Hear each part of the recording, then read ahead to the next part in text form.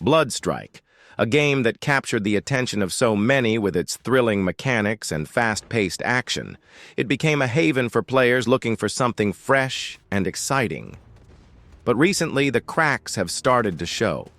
The community feels smaller, creators are stepping away, and we're left wondering, is Bloodstrike dying?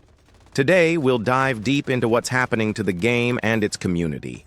We'll discuss the challenges facing Bloodstrike, the impact of losing key creators like Tzen and Zakwylder, and what the developers need to do to turn things around.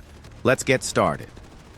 Before we explore the current struggles, let's take a moment to remember why Bloodstrike resonated with so many of us. At its core, Bloodstrike offered something unique. Intense gameplay, strategic mechanics, and moments that kept you on the edge of your seat. For many, it wasn't just a game. It was an experience that brought people together. And no game thrives without its creators.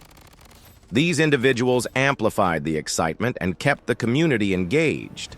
Among them, one creator stands out as one of the OG of Bloodstrike content, Tzen. Tzen is more than just a creator. He's one of the backbones of the Bloodstrike community. From the early days, he was there, showcasing gameplay that drew players in and made us fall in love with the game. His content wasn't just about flashy edits or dramatic moments. It was authentic gameplay that highlighted what made Bloodstrike special. Tzen's uploads gave us a window into the game's potential and inspired countless players to improve their skills. But as of 14 days ago, Tzen has gone silent. For a creator so deeply tied to the game, this absence feels like a major loss. Is it burnout?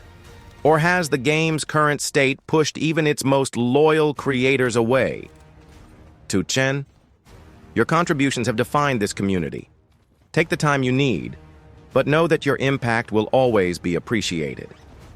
Then there's Zakwylder, a creator who joined the Bloodstrike community after Farlight 84, his previous game of choice, made some questionable decisions. After the special announcement video was released at the end of last year, some of you expressed your wish for us not to discontinue the jetpack. But due to the high mobility of the jetpack, we had to compromise too much of the shooting experience, which contradicts the essence of a hero shooter game. For the long-term success of the game, we need to adjust. Farlight's missteps led Zach to explore Bloodstrike, and he quickly became a recognizable name in the community. Zach's content was polished, engaging, and informative. He brought a level of professionalism that helped newer players and gave veterans a reason to stay excited. But now, he's gone back to Farlight 84. What's surprising is that Zach didn't leave with a big statement. He didn't call out the developers or criticize the game publicly. He simply shifted his focus back to Farlight. Perhaps it was a case of returning to familiar ground, or maybe the lack of innovation in Bloodstrike made it harder for him to stick around. Zach, if you're watching, you brought something special to this community, even in your short time here. While we respect your decision to move on, we hope Bloodstrike can one day be a game worth your return. Now, let's address the core issues plaguing Bloodstrike. These challenges aren't new, but they're becoming harder to ignore. First, there's performance. Lag, FPS drops, and stuttering are killing the experience for players and creators alike. Even with high-end hardware, the game struggles to deliver a consistent performance. Second, balance is a major problem. Some weapons dominate every match, while others are practically unusable. Despite countless updates, these issues remain, leaving players frustrated. And finally, there's the content, or lack thereof.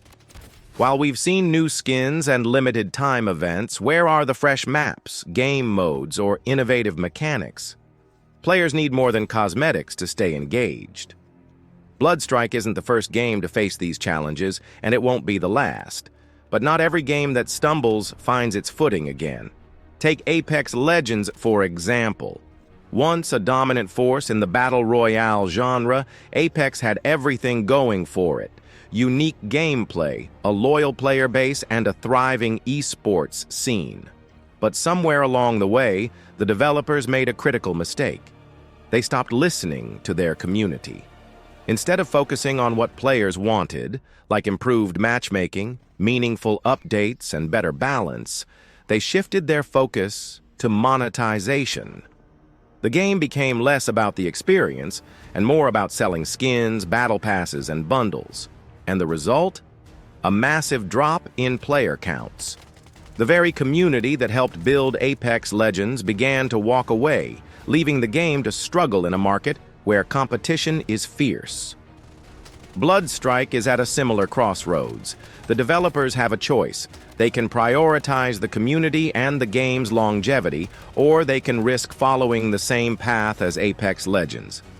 And let's be clear, that's a dangerous road to take. As players and creators, we also have a role to play. Bloodstrike thrives on its community. Every match we play, every video we upload, and every piece of feedback we provide helps shape the game's future. But we also need to hold the developers accountable.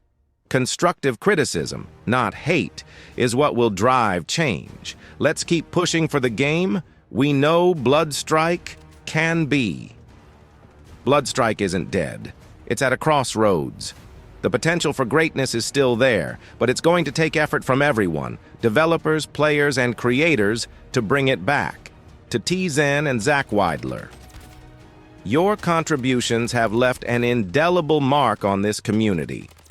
Whether or not you return, your legacy in Bloodstrike is unforgettable.